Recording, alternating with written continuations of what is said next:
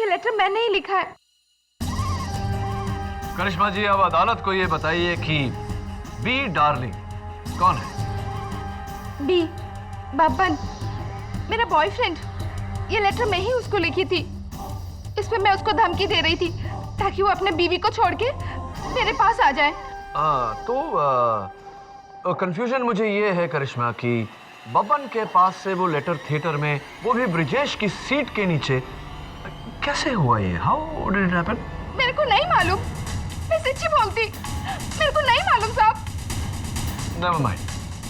करिश्मा ये बताओ, इस खत पर लिखावट तुम्हारी है ये तो हम जानते हैं, लेकिन इस खत के आखिर में दीपा डार्लिंग, ये तुमने क्यों लिखा? ये मैंने नहीं लिखा। ये लेटर मैं उसको लिखी। लिखने के बाद लेटर के एंड में मैंने खाली जगह छोड़ दिया। मैं तो अपना नाम तक नहीं लिखी है उसमें।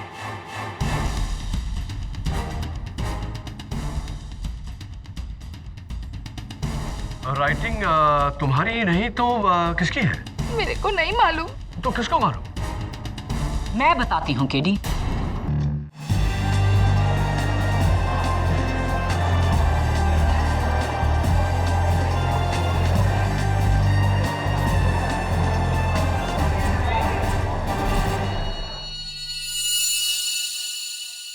बाप रे, तेरे को लतेश भाई ने हीरे का अंगूठी दिया?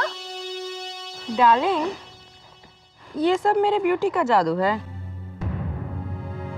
हेलो, कहाँ घूर घूर के देख रहे हो?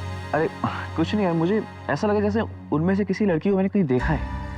ओह, बार डांसर्स। लगता है तुम्हारी पुरानी आदत अभी गई नहीं, है ना? कम ऑन यार आशिमा प्लीज। अच्छा बाबा, अब नहीं देख पक्का। इस थिएटर का तो धंधा ही चौपट है। साला ये थिएटर में सिर्फ 4 ही लोग। ए, पिक्चर चालू करना। अरे चलाता हूँ।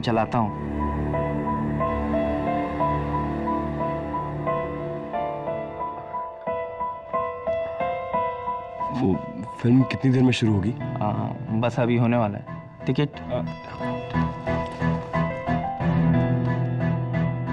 आज सुबह से मेरा बैड लक चल रहा है, टिकट शायद गुम हो गई है।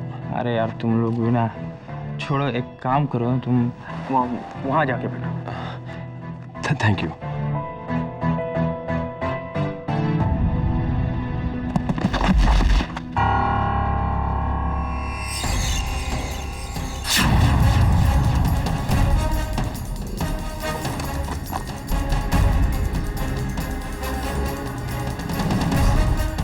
करिश्मा, जो आदमी जो था ना पीछे, उसके पास गन देखी मैंने।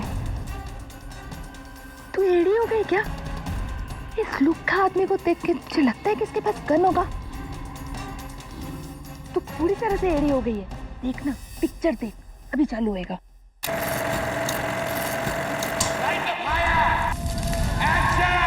सर कैमरा तो बोलिए।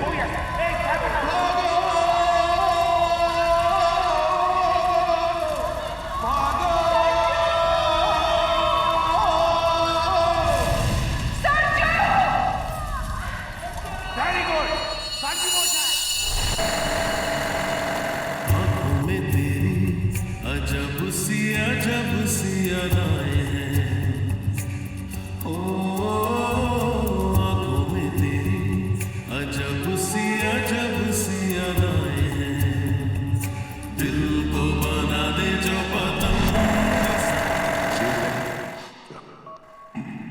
Projectionist no number 9S। ये सीन्स देखकर तुम्हारे होश उड़ जाएंगे। Intense man. मैं नहीं जानती थी रमेश कि तुम मुझसे इतना। मुझे फांसी पर भेजो। कैसे? अदालत में खड़े होकर सबके सामने पुनर्जन्म की कहानी सुना। अरे कहाँ जा रही है? अरे जरूरी फोन है, इंदौर से मेरी माँ का आया। तू पिक्चर देख, मैं अभी आती हूँ।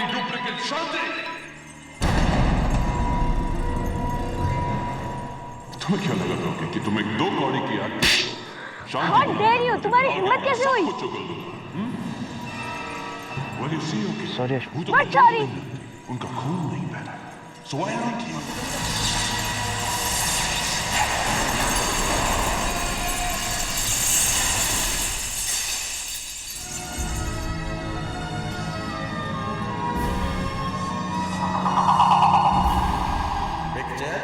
अभी बाकी है मेरे दोस्त।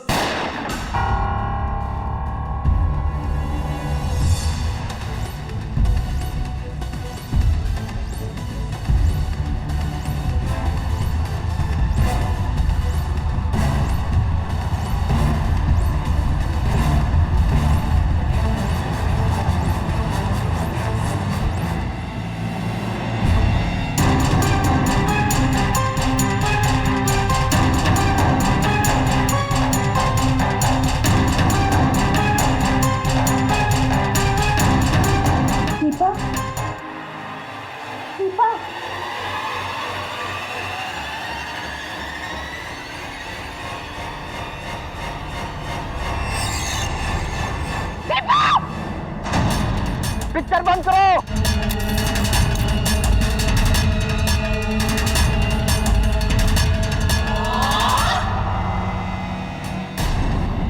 किसने दीपा को गोली मारी?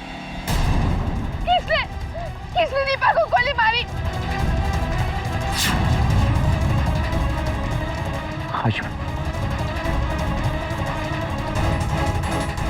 अरे कौन सा पकड़ो इसे? रुको ओए। हाशिमा तुम ठीक तो हो ना? पर वो लड़की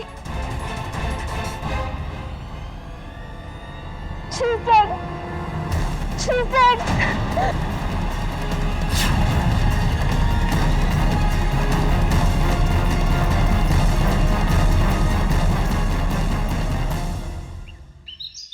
केडी, बैड लक को हिंदी में क्या बोलते हैं?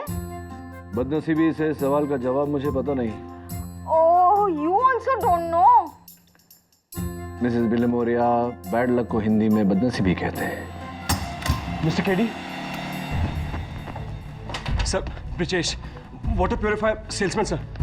देखो, हमको वाटर प्योरीफायर नहीं चाहिए, तुम जाओ यहाँ से। नहीं, मैं कुछ बेचने नहीं आया हूँ। मैं अपने आप को बचाने के लिए आया हूँ सर। सर प्लीज मुझे बचा लीजिए। पिछले 2 दिनों से पुलिस से बचकर भाग रहा हूँ सर, और आप ही मुझे बचा सकते हैं प्लीज। क्यों? पुलिस तुम्हारे पीछे क्यों पड़ी? क्या किया तुमने? बाहर डांसर का कत्ल। नहीं सर, मैंने कत्ल नहीं किया है। मेरा बैड लक इतना खराब है कि मैं उस दिन उस थिएटर में था जिसमें कत्ल हुआ। लोग ऐसे मुझे बैड लक विजेश नहीं कहते। सर मैं एक फैमिली वाला आदमी हूँ। एक बीवी 6 साल का बच्चा है मेरा सर। मैं और बाहर डांस नहीं सर। मैंने आज तक जिंदगी में कभी शराब को छुआ तक नहीं है। मैंने कत्ल नहीं किया है सर। प्लीज मुझे बचा लीजिए प्लीज सर। मुझे बचा लीजिए सर। Calm down. पानी पियो पहले, पानी पियो।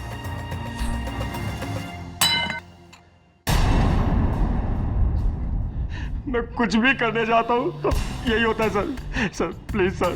It's okay Brijesh. देखो, सबसे पहले तुम्हें अपने आप को पुलिस के हवाले करना होगा, उसके बाद जो होगा मैं देख लूंगा। हाँ, इससे पहले कि मेरा बैड लक फिर से शुरू हो जाए, मैं अभी जाके।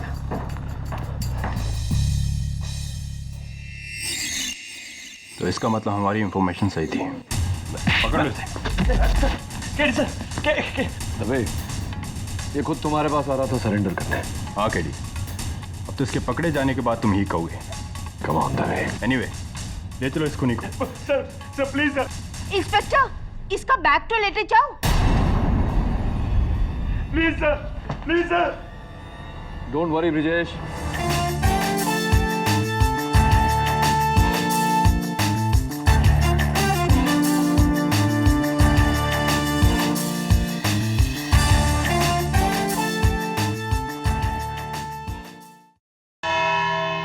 युराना, हमारा आज का केस एक बंद थिएटर, उसमें मौजूद 6 अजनबी, 2 बार में परफॉर्म करने वाली लड़कियां, 2 कॉलेज स्टूडेंट्स, एक उस थिएटर का टिकट चेकर और एक सेल्समैन। फिल्म के दौरान अंधेरे में अचानक एक गोली के चलने की आवाज और बार परफॉर्मर दीपा की मौत। उस समय उस थिएटर में इन 5 लोगों के सिवाय और कोई नहीं था। कत्ल के बाद 4 लोग वहीं पर थे, भागा तो सिर्फ एक। उसके बारे में हमें बताएंगे मेरे पहले witness, bar performer Karishma. My lord, मैं और मेरी सहेली दीपा, हम दोनों साथ में थिएटर में बैठ के पिक्चर देख रहे थे। इतने में बाजू में आया इंसान और वही फिसल के गिर गया, और जब गिरा तो इसका बैग में से कुछ तो भी गिरा। क्या गिरा? एक गन गिरा।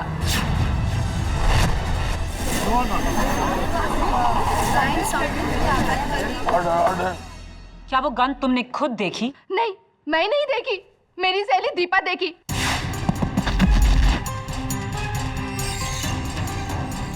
और देखते ही वो शॉक रह गई। वो मुझसे बोली, लेकिन मेरे को लगा ऐसा लुक्खा आदमी के पास गन कहाँ से होएगा। और मैं उससे कही कि तू चुप कर, एड़ी हो गई है, तेरा दिमाग खराब हो गया, चुपचाप तू पिक्चर देख। ऐसा लुक्खा इंसान के पास कभी गन हो सकता है क्या? और मैं उसके बातों को सीरियसली नहीं ली। अगर मैं उसके बातों को सीरियसली लेती और टिकट चेकर वाले को कंप्लेन करती ना, तो आज शायद मेरी बहन जैसी सहेली जिंदा होती। योर ऑनर, प्रोसिक्यूशन गन की थ्योरी को आगे बढ़ाए उससे पहले मैं खुद एडमिट करता हूं कि हाँ, मेरे मुवक्किल के बैग में गन थी।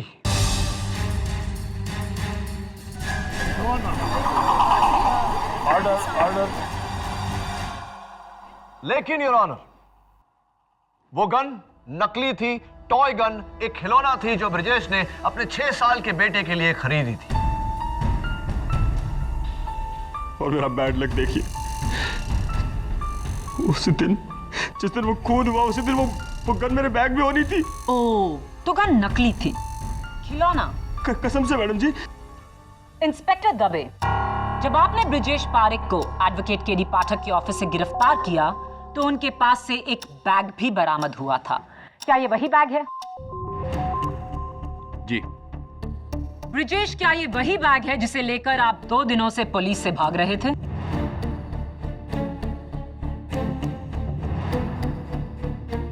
और ये वही गन जो आपने अपने बच्चे के लिए तोहफे में ली? जी, लग तो वही रही है। योर ऑनर, ब्रिजेश पारेख इस दुनिया के इकलौते बाप हैं जो अपने बेटे को तोहफे में एक असली गन दे रहे हैं।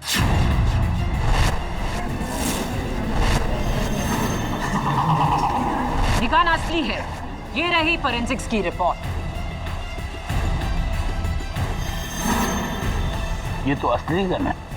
और रिपोर्ट ये भी कहती है ये वही गन है जिससे दीपा की हत्या हुई। यही नहीं, इस गन पर ब्रिजेश पारेख की उंगलियों के निशान हैं। ऑर्डर।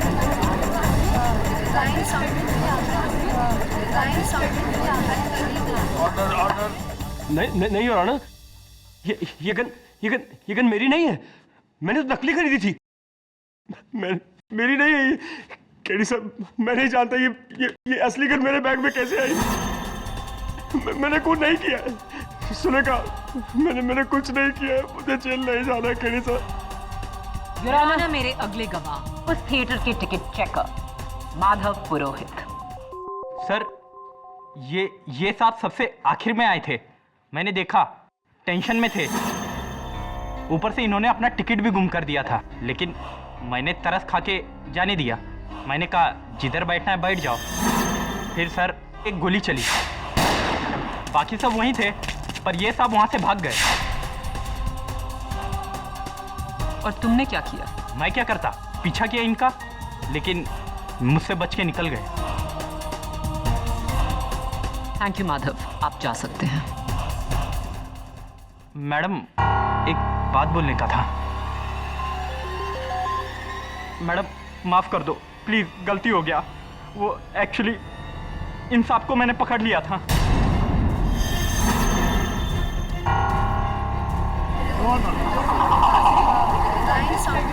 ऑर्डर।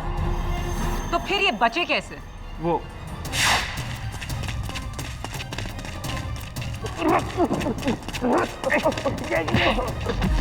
चल भाई साहब मेरी बात मैनेजर के पास। मेरी बात सुनिए। मेरी बात सुनिए। ये लीजिए प्लीज जाने दीजिए। रिश्वत देता नहीं मेरे को। चल मैनेजर के पास। ये भी रखिए। मैं बहुत बड़ी मुसीबत में फंस जाऊंगा। प्लीज मुझे जाने दीजिए। प्लीज भाई साहब, मैं आपके पैर पड़ता हूँ। प्लीज मुझे जाने दीजिए प्लीज। मैं लालच में आ गया था साहब। गरीब आदमी के लिए 1000 रुपये बहुत है, लेकिन मैं इस अदालत में झूठ नहीं बोलूंगा। इन साहब ने मुझे पैसे दिए थे।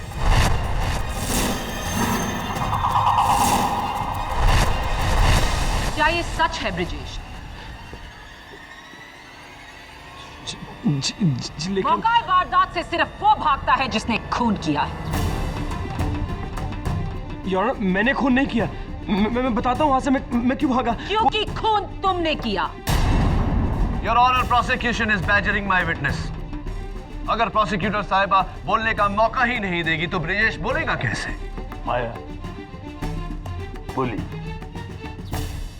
योर ऑनर, मैं एक वाटर प्योरीफायर सेल्समैन हूँ। घर घर जाकर वाटर प्योरीफायर बेचता हूँ। मेरा बैड लक है कि मैं कभी अपनी सेल्स टारगेट पूरी नहीं कर पाता, और इसी वजह से मेरा खड़ूस बॉस मेरी बहुत बैंड बजाता है। ये मेरी पत्नी सुलेखा, आप इससे भी पूछ लीजिए। उस दिन भी मैं अपनी सेल्स कॉल बंक करके 2 घंटे एसी थिएटर में सोने के लिए गया था। मेरा बैड लक देखिए, उसी शो में खून हो रहा था। और जब खून हुआ तो योर ऑनर मैं डर गया। मैंने सोचा पुलिस आएगी तो मुझे गवाह बनना पड़ेगा, और अगर ऐसा हुआ तो मेरे बॉस को पता चल जाएगा कि मैं सेल्स कॉल बंक करके थिएटर में था और वो मुझे नौकरी से निकाल देगा। इसलिए मैं वहां से भागा। योर ऑनर, मैं दीपा जी को जानता तक नहीं। मैंने उनका खून नहीं किया मैंने उनका खून। लेकिन बाकियों के मुकाबले उस वक्त तुम दीपा के सबसे करीब बैठे थे। वो भी मेरा बैड लक ही समझिए। ये भाई ने मुझे बोला कि आप कहीं भी बैठ जाइए, तो बस मैं वहां जाकर बैठ गया। मैंने उन्हें नहीं मारा। योर ऑनर, मुझे अपने 6 साल के बच्चे की कसम, मैंने उन्हें नहीं मारा। शर्म आनी चाहिए तुम्हें अपनी औलाद की झूठी कसम खाते हुए। योर ऑनर, मैं आपका ध्यान इस बैग की तरफ आकर्षित करना चाहता हूं। इसका जिप टूटा हुआ है, विच मीन्स कि किसी का टॉय गन की जगह पर असली गन रख देना किसी के लिए कोई मुश्किल काम नहीं। तुम कहना क्या चाहते हो केडी? ये गन किसने बदली? फोरेंसिक्स ने, पुलिस ने, या फिर तुमने? क्योंकि ये बैग पुलिस को तुम्हारे ही ऑफिस से बरामद हुआ। उससे पहले 2 दिनों तक ये बैग सिर्फ ब्रिजेश के पास था। गन किसने बदली उससे पहले यह जानना जरूरी है योर ऑनर कि गन किसने चलाई। दीपा की मौत यहां नेक पर गोली लगने से हुई थी। योर ऑनर, इत्तेफाक से उस समय ये सब दीपा के पीछे थे और ब्रिजेश के अलावा इन चारों में से कोई भी गोली चला सकता था। मिसाल के तौर पर करिश्मा ने चलाई हो।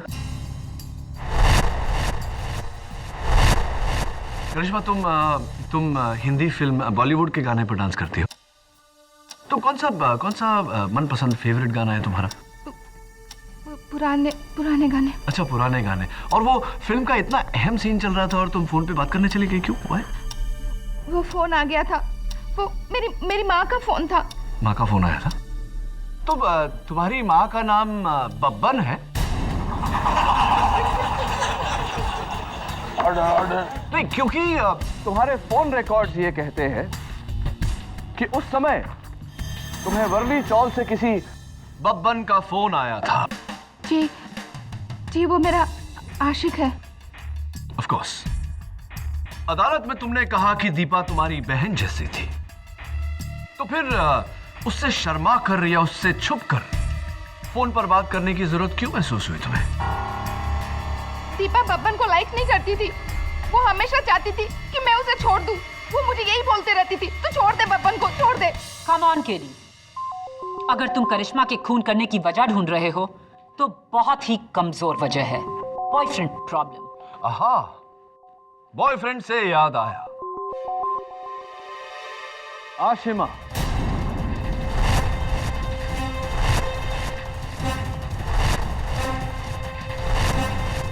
आशिमा ये बताओ कि उस वारदात से कुछ पल पहले तुम्हें अपने बॉयफ्रेंड के साथ झगड़ा करने की जरूरत पड़ गई, क्यों ऐसा? Why tell me please.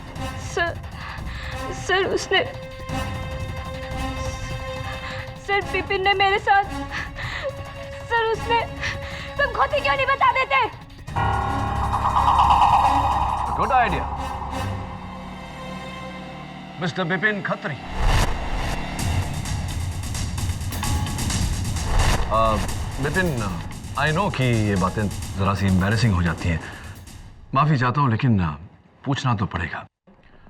क्या क्या हरकत की तुमने जिसके कारण आशिमा तुमसे लड़कर तुमको वहां सीट पर अकेला छोड़कर चली गई और तुरंत उसके बाद दीपा की मौत भी हो गई? What did you do? जी मैंने कुछ नहीं किया सर, मैं तो उसके साथ गया भी नहीं था, मैं तो वहां अकेला गया था मूवी देखने। Order order. Really? अब तुम अपनी गर्लफ्रेंड आशिमा के साथ नहीं आए थे? नो सर, इनफैक्ट ये मेरी कोई गर्लफ्रेंड नहीं है, ये तो इत्तेफाक से मेरी बाजू वाली सीट में बैठी हुई थी, मैं तो उसे जानता तक नहीं हूँ सर। झूठ, लायर। ये क्यों नहीं कहते कि तुम मुझे जबरदस्ती किस करने की कोशिश कर रहे थे और अब तुम मुझे जानते भी नहीं हो? You order order. Miss Ashima, आपको जो कुछ कहना है कटघरे में आकर कहिए। सर मैं जानती हूँ ये झूठ क्यों बोल रहा है। सर इसकी मम्मी को मैं पसंद नहीं हूँ, उनके डर से ये ऐसा बोल रहा है। तेरी मम्मी को मुझसे प्रॉब्लम है, तुझसे नहीं है। उन्हें पता है कि तू कहाँ जाता है, बाहर डांसर्स के पास, और उन पे पैसे लुटाता है। सर हाँ ये सच है। राना, बाकी लोगों को छोटे मोटे मकसद देकर केडी अपने क्लाइंट को बचाने की कोशिश कर रहे हैं। बाकी सबके पास छोटे मोटे मकसद थे पब्लिक प्रोसिक्यूटर साहिबा, लेकिन मेरे मुवक्किल ब्रिजेश के पास कौन सा मकसद था?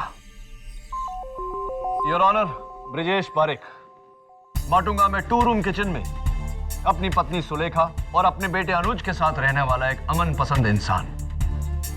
साधारण सा परिवार, साधारण सी नौकरी और साधारण सा जीवन। ब्रिजेश की कोई बुरी आदत नहीं, ना ये शराब पीते हैं, ना जुआ खेलते हैं, ना कभी कोई कानूनी जुर्म किया है। और वहां दूसरी तरफ दीपा, बार परफॉर्मर, डांसर, एक अलग ही लाइफस्टाइल, अलग ही लोगों के साथ उठना बैठना। कहां ब्रिजेश, कहां दीपा? दोनों में कोई तालमेल नहीं, दोनों अपनी अपनी जिंदगी जी रहे हैं। योर ऑनर, जब 2 लोगों में कोई जान पहचान नहीं, कोई कनेक्शन नहीं, कोई नाता नहीं, तो कत्ल की वजह कैसे हो सकती है? Why will my client Brijesh Parekh kill Deepa, your honour? KD का सवाल दुरुस्त है माया। पहले इंसान कत्ल की वजह ढूंढता है और फिर उसे करने का तरीका। कत्ल का तरीका तो तुमने अदालत में साबित कर दिया है, लेकिन कत्ल की वजह वो क्या है? तो ब्रिजेश, तुम्हारी कोई बुरी आदत नहीं? जी नहीं, कोई बुरी आदत नहीं। इनफैक्ट मैं तो अपना इनकम टैक्स भी टाइम पे भरता हूँ। ब्रिजेश, ये एक न्यूज़पेपर कटिंग है, दैनिक सम्राट, एक हिंदी डेली। डेट है 13 दिसंबर, अनलकी 13, जहां वर्ली के गोल्डन गन डांस बार में एक पुलिस रेड की तस्वीर है। ये इस आदमी के पीछे, कहीं आप तो नहीं?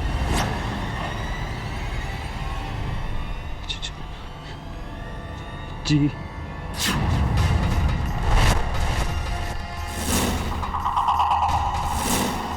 डांस बार की रेड में पकड़े जाना,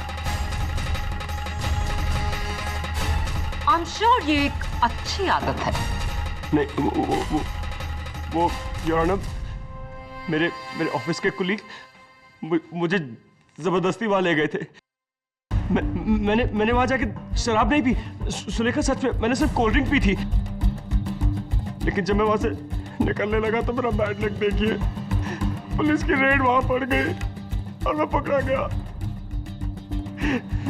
मैंने कुछ नहीं किया, पता नहीं मेरे साथ ही क्यों होता है। Your honour, golden gun dance bar और आदर्श डांस बार के बीच 25 किलोमीटर का फासला है। इसका दीपा के साथ क्या कनेक्शन है? मैं कनेक्शन नहीं साबित कर रही केडी, मैं ये साबित कर रही हूँ कि भोली सूरत होने का मतलब भोली सीरत नहीं होता। सीरत और सूरत से बड़ा सबूत होता है प्रोसिक्यूटर साहिबा। योर ऑनर, अनफॉर्चुनेटली प्रोसिक्यूशन के पास छोटा सा भी सुराग नहीं जो ये साबित कर सके कि ब्रिजेश और दीपा की दुश्मनी थी और दीपा की मौत से ब्रिजेश को किसी तरह का फायदा था। मेरे पास छोटा सुराग नहीं, बहुत बड़ा सुराग है। छोटा सुराग नहीं, बहुत बड़ा सुराग है। ये लेटर जो पुलिस को कुछ ही घंटे पहले हाईवे स्टार मल्टीप्लेक्स की उस सीट पर मिला जिस पर ब्रिजेश बैठा था। क्या है ये? ये खून से लिखा खत है मिलॉर्ड। बी डार्लिंग, 2 महीने हो गए और तूने अपनी बीवी को मेरे बारे में नहीं बताया। बताता है या मैं बताऊं? तेरे घर आकर। तेरी दीपा डार्लिंग।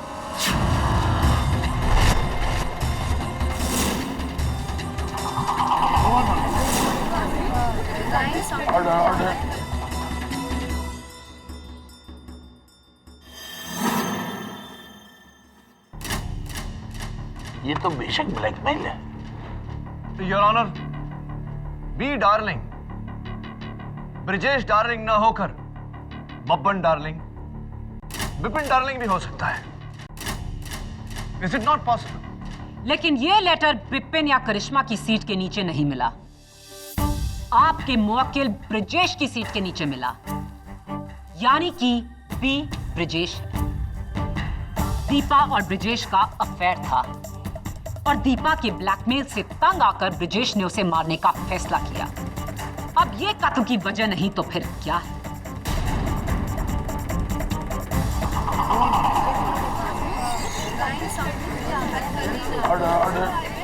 योर ऑनर, अब हर बात प्रूव हो चुकी है। कत्ल का औजार और कत्ल की वजह दोनों।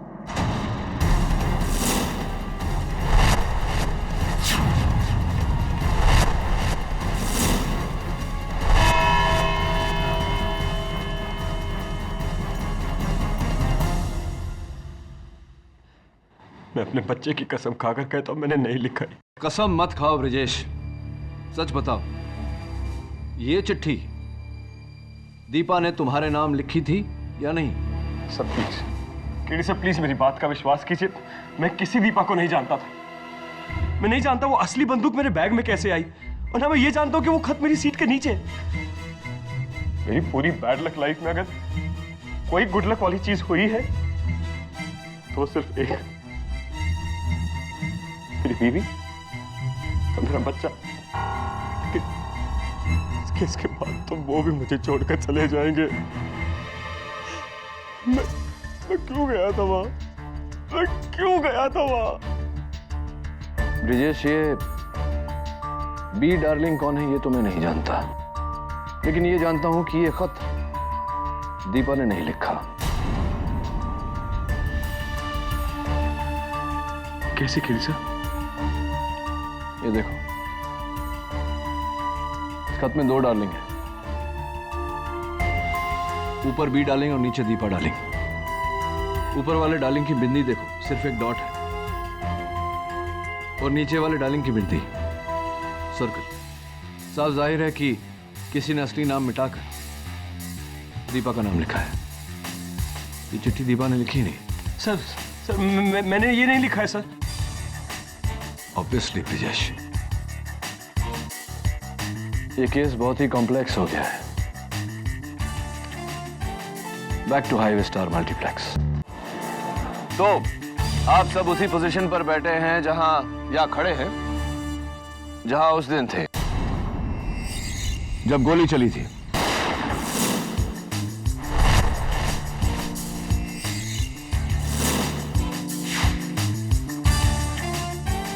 मैं यहां ब्रिजेश की जगह पर बैठूंगा और तभी तुम दीपा की जगह पर। केडी, सब बेकार की एक्सरसाइज है। मैंने और मेरी टीम ने सबकी तलाशी ली है। इनके पास गन तक का पेपर कटर भी नहीं था। ये सब बेगुनाह है केडी, तुम्हारे उस ब्रिजेश को छोड़कर, क्योंकि वही यहां से मेरे आने से पहले भागा था। वही खूनी है। राइट दबे, लेकिन फिलहाल तुम दबे नहीं, दीपा हो। Please sit down.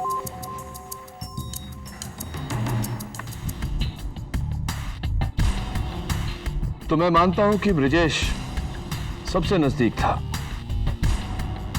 लेकिन करिश्मा, तुम भी ज्यादा दूर नहीं थी। 10 फुट की दूरी पर से गोली चलाना निशाने पर बहुत ही आसान है ना? माधव, केडी माधव नहीं हो सकता क्योंकि करिश्मा उसके रास्ते में थी।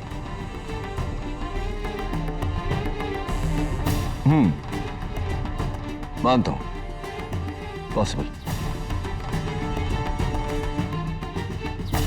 आशिमा जी,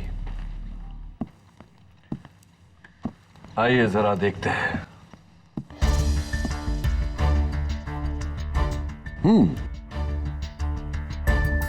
बिल्कुल स्ट्रेट शॉट। नोट से खिनिए। अब वो जो आपको अपनी क्लोज फ्रेंड कहता है, मिस्टर बिपिन खत्री, देखिए सर।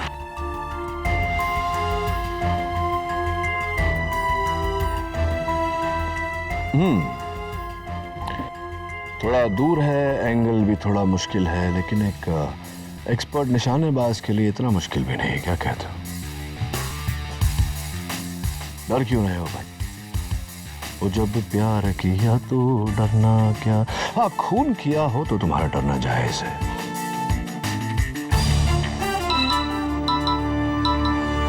हेलो, क्या कंफर्म? केडी, तुम्हारा शक सही निकला। उस लेटर की फॉरेंसिक और हैंडराइटिंग रिपोर्ट आ चुकी है। ना तो वो खून दीपा का है और ना ही वो handwriting. Superb Dave. Your honour, prosecution का हुक्म ही इक्का। खून से लिखा हुआ ये खत जो शुरू होता है बी डार्लिंग से। ये बी डार्लिंग कौन है, ये हमें सिर्फ दीपा बता सकती थी, लेकिन अफसोस कि यह मुमकिन नहीं। इसलिए नहीं योर ऑनर कि दीपा का देहांत हो गया, बल्कि इसलिए कि यह खत दीपा ने लिखा ही नहीं।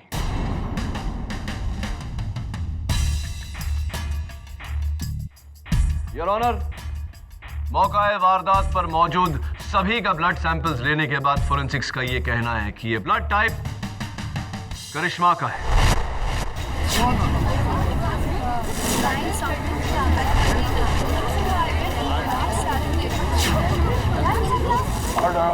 योर ऑनर, मैं चाहता हूं कि करिश्मा कटघरे में आकर इस बात पर रोशनी डाले। हाँ, ये लेटर मैंने ही लिखा है। ये लेटर मैंने ही लिखा है। करिश्मा जी, अब अदालत को यह बताइए कि बी डार्लिंग कौन है? बी बब्बन, मेरा बॉयफ्रेंड। ये लेटर मैं ही उसको लिखी थी। इस पे मैं उसको धमकी दे रही थी ताकि वो अपने बीवी को छोड़ के मेरे पास आ जाए। तो कंफ्यूजन मुझे ये है करिश्मा कि बब्बन के पास से वो लेटर थिएटर में, वो भी ब्रिजेश की सीट के नीचे, कैसे हुआ ये? How did it happen? मेरे को नहीं मालूम। मैं सच्ची बोलती, मेरे को नहीं मालूम साहब। Never mind. करिश्मा, ये बताओ, इस खत पर लिखावट तुम्हारी है ये तो हम जानते हैं, लेकिन इस खत के आखिर में दीपा डार्लिंग, ये तुमने क्यों लिखा? ये मैंने नहीं लिखा। ये लेटर मैं उसको लिखी। लिखने के बाद लेटर के एंड में मैंने खाली जगह छोड़ दिया। मैं तो अपना नाम तक नहीं लिखी है उसमें।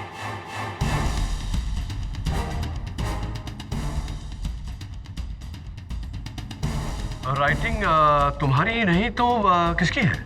मेरे को नहीं मालूम। तो किसको मालूम? मैं बताती हूँ केडी। ये खत करिश्मा ने ही लिखा, लेकिन किसी बब्बन को नहीं, अपने डार्लिंग बी यानी कि ब्रिजेश को।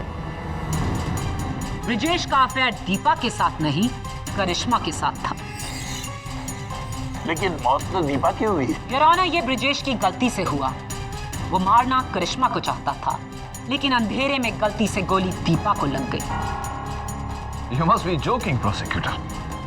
Your Honor, मैं प्रोसिक्यूशन को याद दिला दूं कि उस समय दीपा और करिश्मा दोनों की पोजीशंस कंप्लीटली अलग थी। ये मुमकिन ही नहीं। वो दोनों में कंफ्यूज हो गया होगा। कंफ्यूज तो आप हैं प्रोसिक्यूटर साहबा। नेवर माइंड, मैं इस कंफ्यूजन को दूर किए देता हूं। ब्रिजेश का दीपा और करिश्मा के साथ कोई ताल्लुक नहीं था। अगर दीपा उस थिएटर में किसी को पहचानती थी, किसी को जानती थी, तो वो है करिश्मा। करिश्मा ने ही फोन पर बात करने के बहाने उठकर दीपा को गोली मारी। करिश्मा ने ही अपना लिखा हुआ लेटर ब्रिजेश की सीट के नीचे रखा। करिश्मा ने ही अदालत में झूठ बोला कि उसने ब्रिजेश के हाथ में गन देखी। योर ऑनर, इट इज करिश्मा।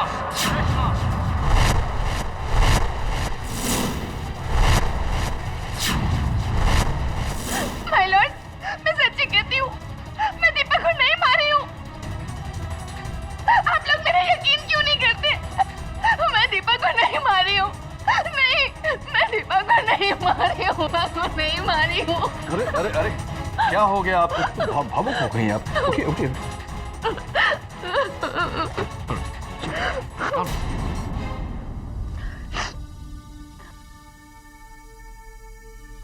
ये वही बैग है जो थिएटर में उस दिन आपके पास था? मैं देख सकता हूं सर?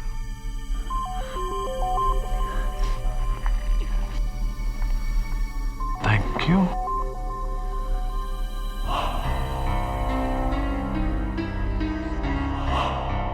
क्या देख रहे हो केडी? योर ऑनर, मैं आपका ध्यान अब इस बैग की तरफ आकर्षित करना चाहता हूं। यहां देखिए, दोनों तरफ पर बुलेट होल्स, यानी कि गोली इस बैग के आर पार चली गई। मतलब गोली करिश्मा के बैग से गुजरते हुए दीपा को लगी? इसका मतलब साफ है योर ऑनर, किसी ने गोली चलाई जिसका निशाना करिश्मा था। लेकिन इनकी किस्मत अच्छी थी, गोली ने इनको मिस किया, इनके बैग के आर पार निकली और दुर्भाग्यवश दीपा की जान ले ली।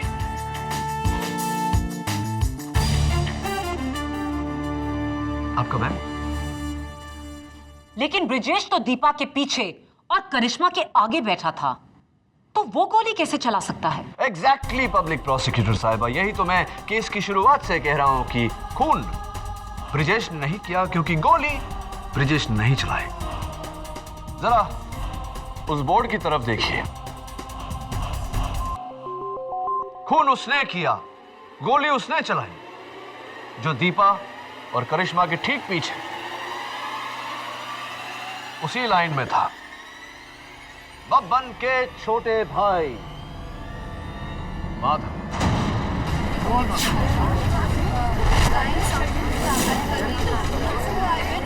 Order order. फंस गए ना माधव? तुम्हारा निशाना चूक सकता है, लेकिन केडी पाठक का निशाना कभी नहीं चूकता। मैं करिश्मा को मारना चाहता था क्योंकि बब्बन मेरा भाई है। करिश्मा की वजह से उसका वैवाहिक जीवन बर्बाद हो गया। मैं अपने भाई के घर को टूटते नहीं देख सकता था, इसलिए मैंने उसे अपने थिएटर की 2 टिकटें दी। मैं जानता था वो करिश्मा को जरूर देगा, और फिर मैंने उसे मारने का प्लान बनाया। तुमने गन लेकर फिल्म के उस सीन का इंतजार किया और थिएटर में अंधेरा होते ही गोली चलाई, लेकिन किस्मत की करिश्मा बच गई और बेचारी दीपा वो मारी गई। उसके बाद तुमने ब्रिजेश का पीछा किया, डाइव मारकर उसे जमीन पर गिराया। जमीन पर गिरने के कारण उसके बैग में जो टॉय गन था वो निकलकर बाहर गई। तुमने अपना दिमाग लड़ाया,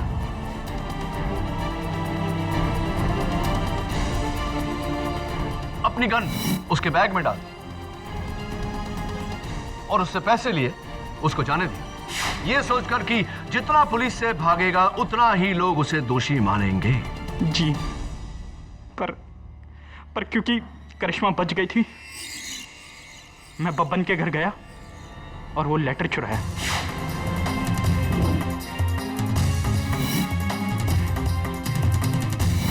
उसमें दीपा का नाम लिख दिया और लाके ब्रिजेश के सीट पर रख दिया और पुलिस को बता दिया, ताकि उस लेटर की जांच के बाद हम सबको ये लगे कि इस कत्ल में करिश्मा का भी हाथ है। एक तरफ से तो नाकामयाब रहे, तो तुमने दूसरी तरफ से करिश्मा से बदला लेना चाहा। Am I right or am I right? ये सब तो बेकसूर है, इनका तो बस बैड लक था जो गलत जगह पे गलत इंसान बनकर आ गए। I rest my case your honour. ये अदालत माधव पुरोहित को दीपा सक्सेना के कत्ल के जुर्म में गिरफ्तार करने का हुक्म देती है और साथ ही मुलजिम ब्रजेश पारिक को इसी कत्ल के इल्जाम से मुक्त करते हुए उन्हें हुई तकलीफ के लिए माफी चाहती है और उन्हें बाइज्जत बरी करने का हुक्म देती है। The case is closed.